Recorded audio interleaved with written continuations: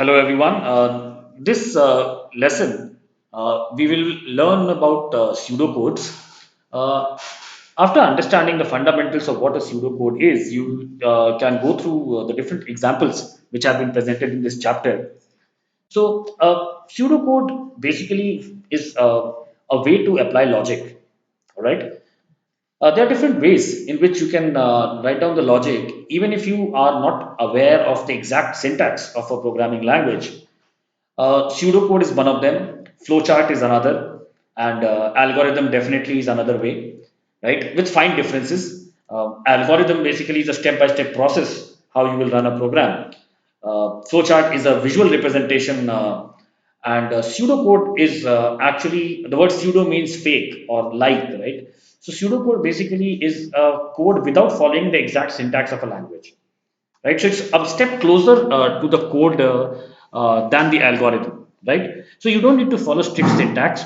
Basically, pseudocode is a very effective tool for explaining logic. And for someone who has a strong logic, you don't need to know the syntax, programming language syntax, particularly to write down a pseudocode.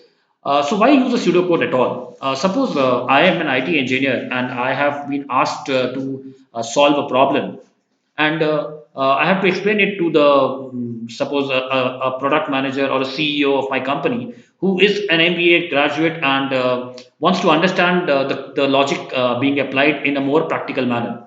That person might understand optimization, might understand implementation, but might not know the syntax of the particular language in which the code has to be implemented. So to make it more understandable, you write a pseudocode, right? So logic represented in a human understandable format, that is called a pseudocode. Remember something you used to study in the computer basics, HLL, MLL, human level language, machine level language. It's just that kind of stuff. A more laymanish approach to understanding programs is a pseudocode.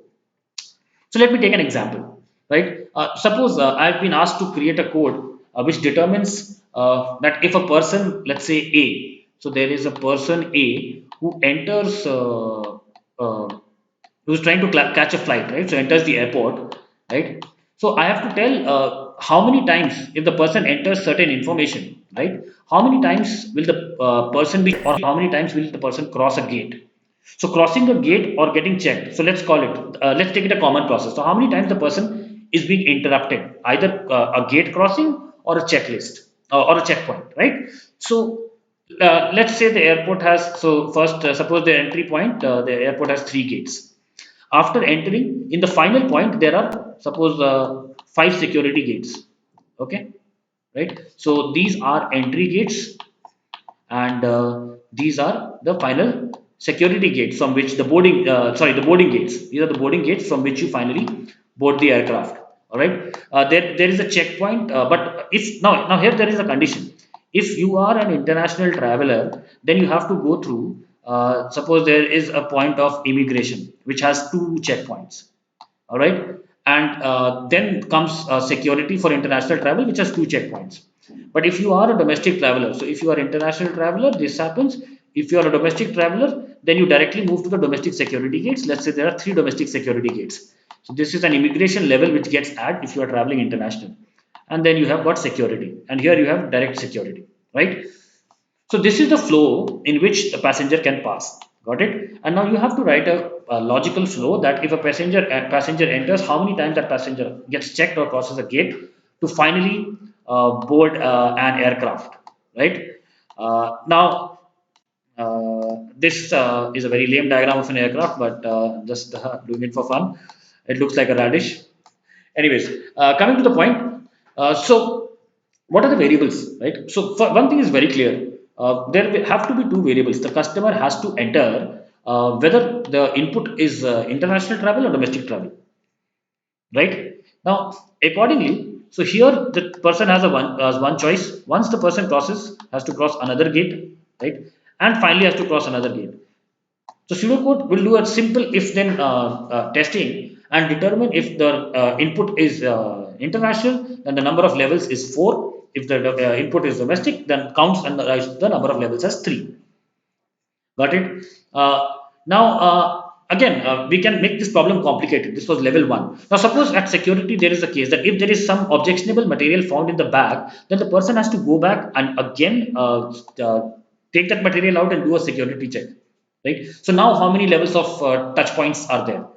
So then there has to be another if then else loop in at the security point, that if there is a problem with the back, go back and repeat till that problem gets zero. So there can be an if then else loop which can be attached at the security point.